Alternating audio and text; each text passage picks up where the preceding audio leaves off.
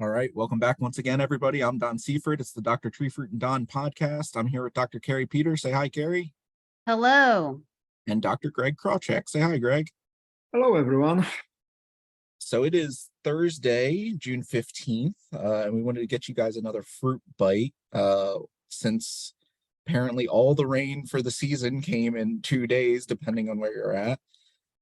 So with that, Kari, why don't you give folks an update on what they might be able to expect? Sure. I had someone call me yesterday asking me about updates and why I hadn't posted any updates yet. I said, well, because it's been dry and there's been no rain. So there's been nothing to really talk about as far as to put on the growers' radar. However, something right now that should be on growers' minds, and I think it's on everyone's mind who grows Honeycrisp, is bitter rot. So what we've learned in our lab is that the bitter rot spores are available all season long. They're ubiquitous. They're everywhere. However, they are most dangerous when their infection conditions are present. And what are those infection conditions? Well, when it's warm, when it's above 70 degrees, 70 to 75 degrees, and it's wet, meaning when we have rain events with at least 12 wetness hours. And so consequently, we haven't had those conditions up until this week. You know, even with those very, very brief rain showers, like a few weeks ago here and there, they were pretty negligible. So we didn't have the conditions for bitter rot, but now this week we have the conditions. Next week we may have the conditions, and this might become a pattern for the rest of the season. So with that said, growers should be really mindful of keeping their fruit protected from the spores that cause bitter rot.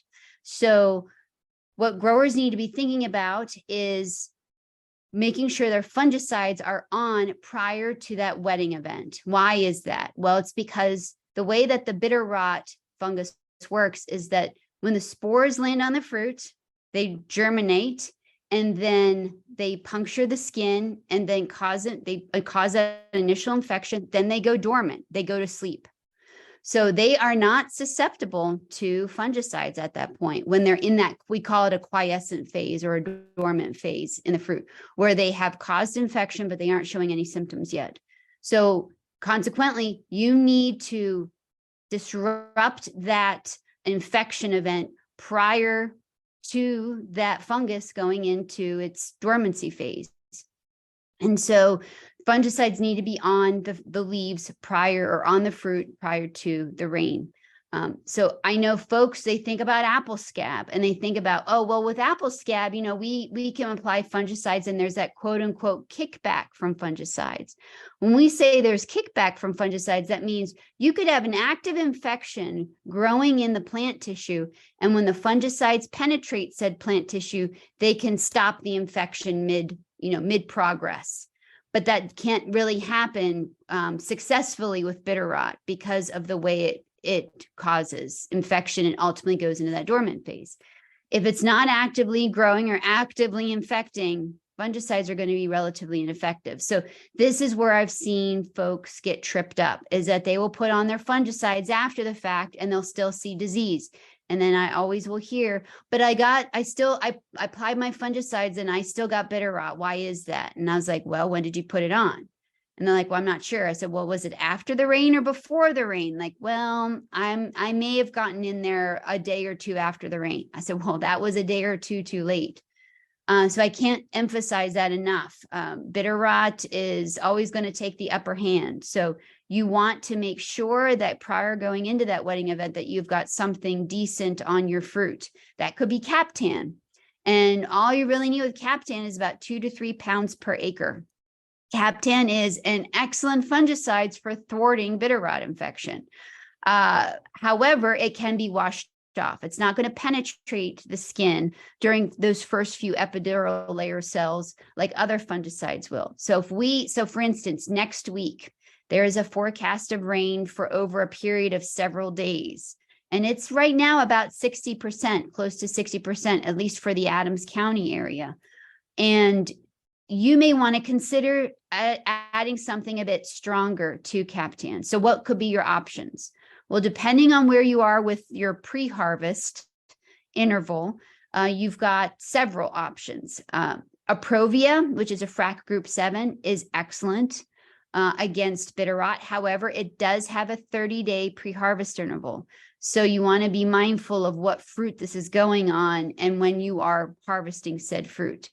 Omega is another excellent fungicide. It's a FRAC group 29. That also has a similar PHI, and that's a 28-day pre-harvest interval. And with that one, you want to be using it at the highest recommended rate, which is 13.8 fluid ounces.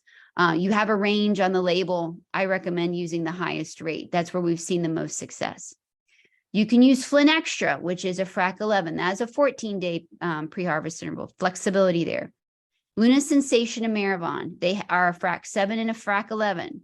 Now, the heavy lifter in those fungicides is the FRAC 11 fungicide. Luna Sensation, it's trifloxystrobin, which is the same in Flynn Extra. It's also a 14-day PHI.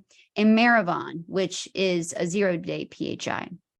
You know, you want to be mindful about fungicide resistance management. This fungus is known to develop fungicide resistance. However, the dominating fungus in Pennsylvania, which is called Calotatricum fiorinae, is not resistant to these fungicides. We have tested the population, or at least some of the population in Pennsylvania, and it's still very susceptible.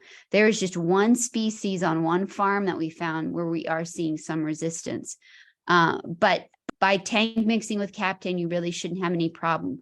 Where you see fungicide failure is really in the timing of that fungicide application.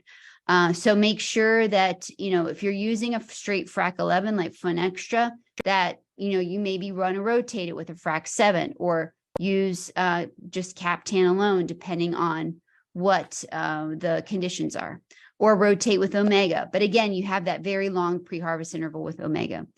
One thing I do want folks to keep in mind, and I'm going to repeat this twice so it sinks in for folks. That last pre-harvest spray, that spray you put on before harvest, is extraordinarily important. It's extraordinarily important for you to prevent fruit rots in your own storage, but it's very important for the packers. And I really want folks to be using Maravon because of the short day PHI, the 0-day PHI. And not only that, it has a label that says it will prevent blue mold and gray mold, which are post-harvest diseases. I am seeing some issues in some pack houses. And I think a lot of it has to do with folks harvesting fruit and then ultimately sending them to the packers. And there was too long of a time between when the spray occurred and when harvest occurred. In some cases, I know there was around 40 days. That is way too long. So, you know, even with Maravon does have its limits, but it's better. It's better than maybe just having Captan on there. But so when thinking about bitter rot management, please, please, please, please, please keep a Maravon spray as your last pre-harvest spray. And I've been preaching this since I've started here for 10 years now. You know, this spray is a good investment. I know how costly Maravon is. It's not cheap. And then also as far as the hassle of getting it on your acreage as well during that busy time pre-harvest, but it will pay off. Because the way the conditions are, we're seeing in the fall, we're seeing good conditions set up for very good rots occurring storage. And what we're finding in our own research here is that a lot of the rots are starting out in the field and then showing up in harvest. Bitter rot's just one of them, and it's in a small percent. There are other more important rots.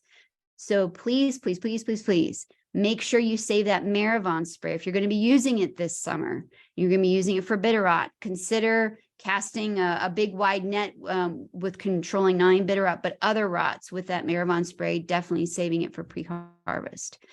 So this is incredibly important, just because this has been a tough year for some packers that I've seen. As far as on the organic side of things, as far as organic management of rots and specifically bitter rot, we don't have a lot of options. We've been going through them, but your best options are sulfur. However, sulfur can be problematic with fruit finish, especially when it's above 80 degrees, and that's any point during the day. Serenade and double nickel. are decent. Serenade comes as Serenade ASO, the liquid, or Serenade Opti as the wettable powder. And so, I would recommend for the organic growers to be applying those products, and you need to be doing it frequently, very, very frequently, especially if it's raining a lot. There has been some promise with regards to incorporating regalia, whether it's in a conventional system or the organic system. Regalia may be giving a bit of an oomph to control, especially maybe during those really tricky periods where it's wet all the time. So if you choose to use regalia, you can use it at 1 to 2 quarts per acre, and you can add that to your conventional. You can add it to your organic. Another product that some growers and some research has also occurred in the South is using products like Rampart or Prophyte, and then just follow the label. These are phosphorus acid-based products, and these have shown some promise with regards to limiting fruit rot in the field. And what we've noticed, on a limited scale, because the last couple of summers have been dry, is that there may be some post-harvest efficacy as far as limiting rots post-harvest with the addition of Rampart or Prophyte or something similar. So we're still studying, trying to find definitely the best products to put on the trees, on the fruit prior to wetting events to prevent rots, because this is becoming a much bigger problem over the years. So just as a reminder, you've got a couple options for bitter rot during the summer in addition to Captan. You can also use Zyram. I forgot about Zyram. Zyram is also another broad spectrum. If you are going to use it at 4 pounds per acre. And that seems to be a decent rate if you aren't wanting to use Captan. And if you use Zyram, use it also with a spreader sticker. And then you can combine it with Improvia Omega, Flint Extra, Luna Sensation, or Maravon.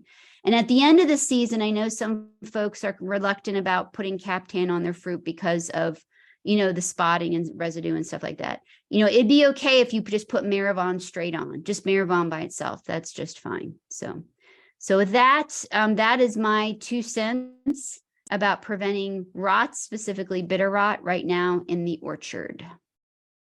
Don, Okay. any questions? Did I miss anything? You're not quite done yet. I'm not. Okay. We had hail yesterday out east. Oh, goodness. Hail. Okay. Yeah. We did not have hail, but yeah. Okay. All right. You had hail. Probably, How bad was it? It was probably 1/4 inch.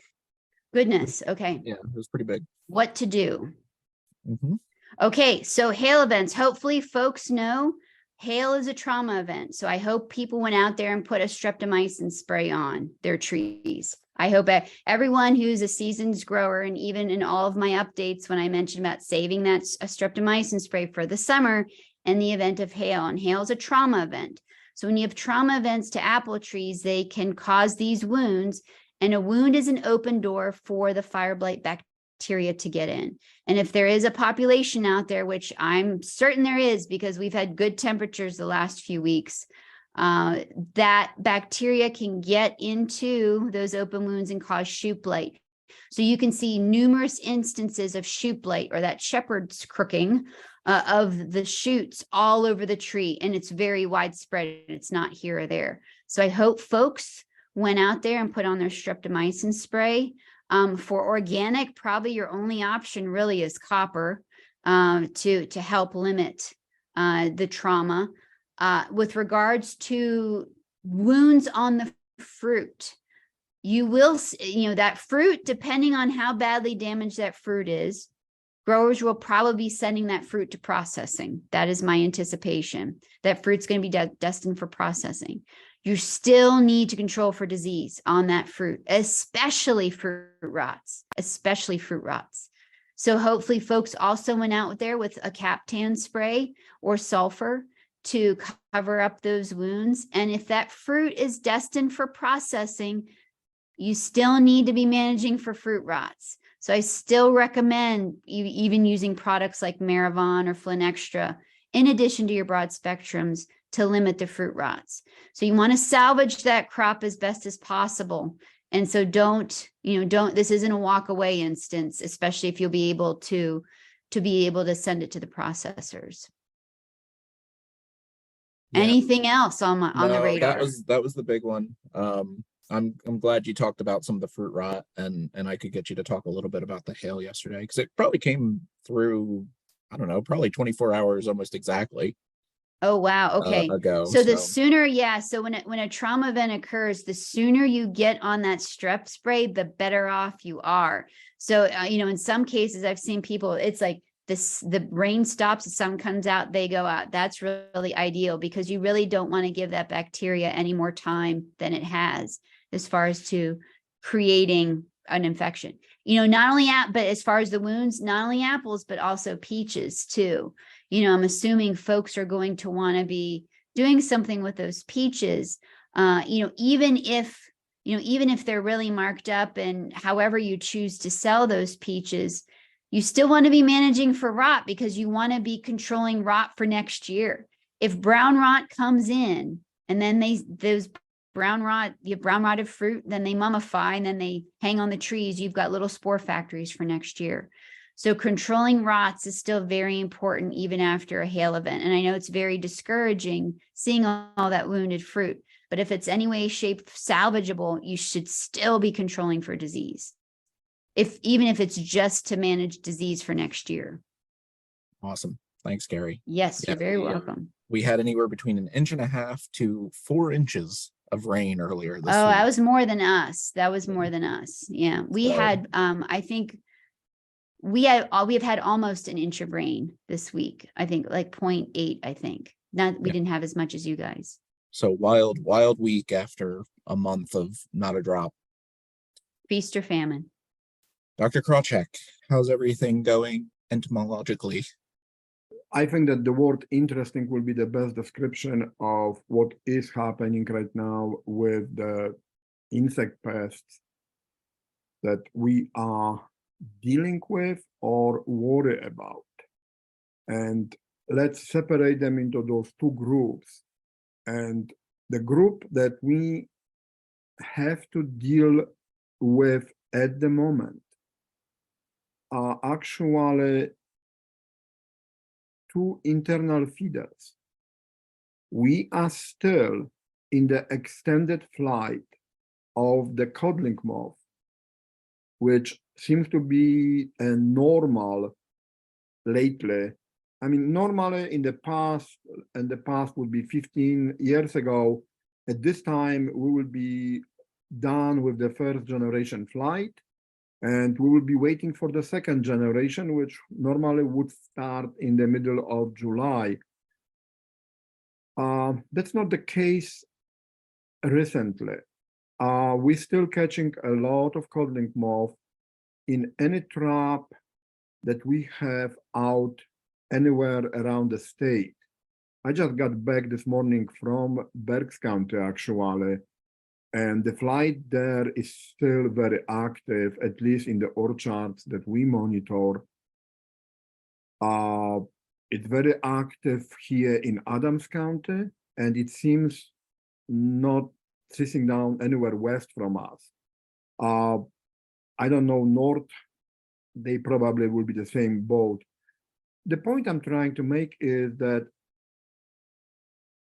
you really have to know what is happening in the orchard.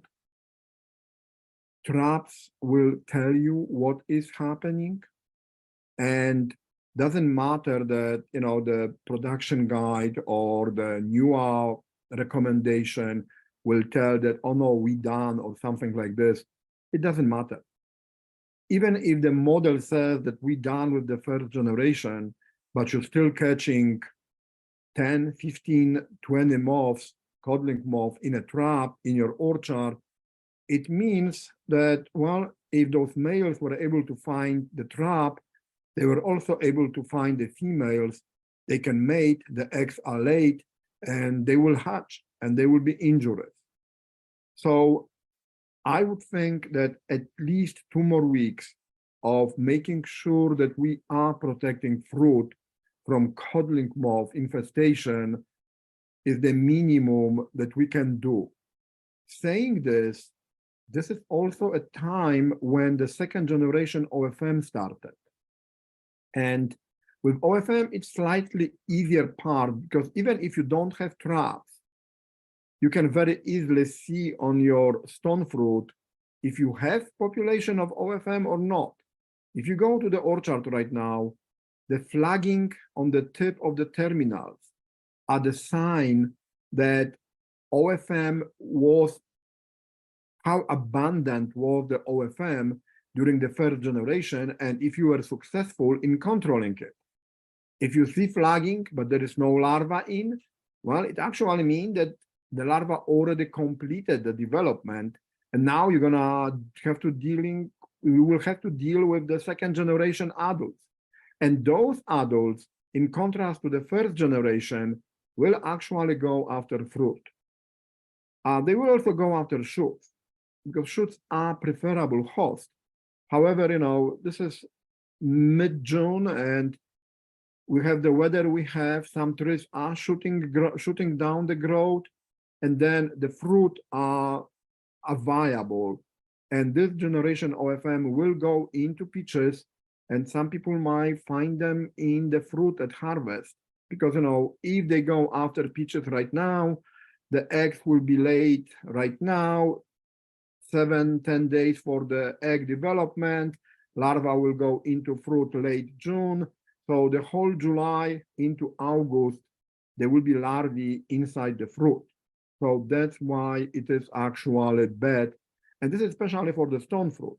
On palm fruit, well, the larva will do exactly the same, but those fruits still most likely will abort and fall to the ground before the harvest.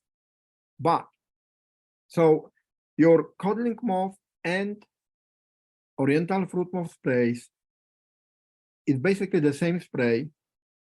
It has to be done now, probably 2 weeks from now too, depends what the pressure. Again, not everyone needs it. I mean, I see trap data from some growers where up to now, they never caught more than 2-3 codling moths for the whole week. Those numbers are very low. It's not a problem. However, if anyone is catching 5, 10, 15, it means you still have to be very aggressive in controlling. What to use for the control? Well, nothing changed. There is not a new silver bullet, but we had a lot of very good silver bullet, assuming that they're working. Any diamide insecticide, and diamides are Altacor, Exirel, Verdeplin, Voliam, Besich, Bimecto. All of them are extremely effective against both CM-OFM. They also will control leaf rollers, which might be present at this moment. I mean, it used to be that we control leaf rollers, and codling moth and oriental fruit were kind of a second thought. Well, now it's complete reverse, and we actually trying to control CM-OFM. But again, if you use any of the diamides or delegate, it will take care of any leaf rollers and CM-OFM complex. The important part is we have to remember that doesn't matter which diamide we're using, Altacor, Exirel, Verdeprem, Voliam, Besich, Mimecto, all of them are attacking insect utilizing the same target site. Their mode of action is the same. So it doesn't matter which one you use, but for the rotation purpose of insecticides, you have to think about them as a one, not as a 6 different products, but as a one product. And the rotation can be diamide versus delegate, or maybe granulosis virus, which is also a very effective choice. But it's not, if I use Verdeprem this time and for the second generation Altacor, that's not a rotation. So this is important to understand. So this is what we have to deal at this moment with. Another group of the pest, which is kind of very variable, however, can be controlled utilizing the same spray, which can be up to any fungicides application that Kari recommended. She recommended so many of them, so you can add to any one of them. I'm kidding. Anyway, the other group of pests that we really have to worry about right now are aphids, Japanese beetle, brown marmorated stink bug. And I have already seen Japanese beetle, which I think is, they were ready. We got some rain, and they usually emerge from the ground when the when the soil get wet, and then they can emerge easier from the overwintering sites. I have found the first Japanese beetle yesterday. So with the rain in forecast for tomorrow, for Friday, and then kind of wet days next week, I would expect that if the Japanese beetle are there, they will show up no later than by the end of next week. Aphids, well, they are out there. I mean, most of the aphids that we're dealing with right now are the spirea aphid. So you can use the same product to actually control aphids and Japanese beetle. Any neonicotinoid will be effective. In addition, the same neonicotinoid, and we might be talking Actara, we might be talking high rate of Transform. Transform is the new name for the clover, or Assail, or Indigo, Belay. All of them will actually also control brown marmorated stink bug. I'm saying this because, the emergence from the overwintering sites is done, it's kind of completed. Stink bugs coming out from the diapause, they are not looking for fruit orchards, they're looking for food. And orchards are one of the choices they have. If it's happened that they establish in the orchard, that they lay eggs in the orchard, the nymphs are hatching right now, the eggs are hatching right now, and the nymphs that will emerge, they actually will be feeding in the orchard for the next 6 weeks. So this is important to remember, that whenever you go after aphids, or when you go after Japanese beetle, if you go higher rate of any of the products that I mentioned earlier, this product should also eliminate any resident population of brown marmorated stink bug that might be in the orchard. If you have traps, you would catch them. I don't think too many people have the traps in, but this is something that actually might help to eliminate the resident population. Again, adult stink bug can fly in, do the feeding, fly out. So this is kind of, migratory pest. At the same time, the nymphs of brown marmorated stink bug, they are a resident pest. They will be there, they will be feeding in the orchard, they will feed on fruit, and any feeding is equals injury. So this is the strange situation that adults are migratory, juvenile stages are resident pests. You really can't control adults, but you can eliminate nymphs, and this way you will drastically reduce the potential for injury for BMSB, at least at this time of the season.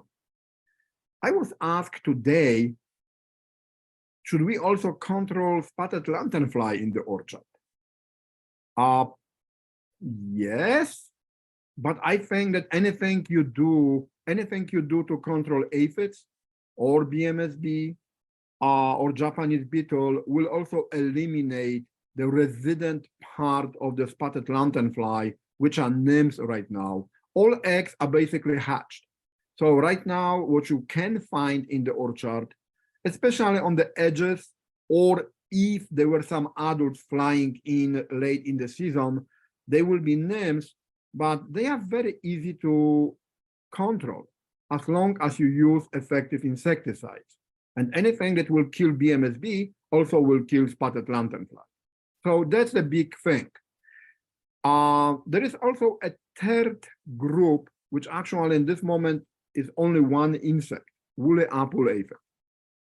And this is something that I probably talk about previous time, but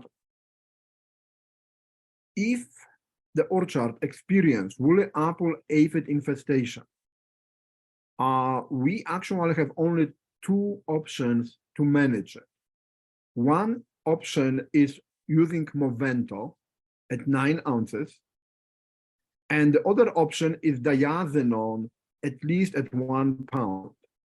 And both of them are actually single application. And personally, I think using Movento at this time, or even earlier than now, but this might be like the last time when the infestation is not very severe yet, Movento will help manage woolly apple aphids. However, if we do nothing right now, and the biological control will not take care of woolly apple aphids, which is possible that they are because they are very effective, then later on, when we go into July, August, when we see a lot of infestation, diazinon is the only option. Movento will fail under heavy infestation. So this is something that, you know, when you are in the orchard, when you're looking around, check, especially on the older trees, inside the canopy. If you can see, you know, woolly apple aphid is the one of the easiest insect to spot, easiest pest to actually see that they are there, and make a decision. Do I have to spray, or I will let the biological control work? If I have to spray, it's still time to using Movento, or I already have to go with diazinon. But again, if you use diazinon now, you really will not have another option if for some reason it will not be able to control the population effectively by now. Because Movento later on under heavy pressure will fail. So again, that's basically the update for the insect part for the moment.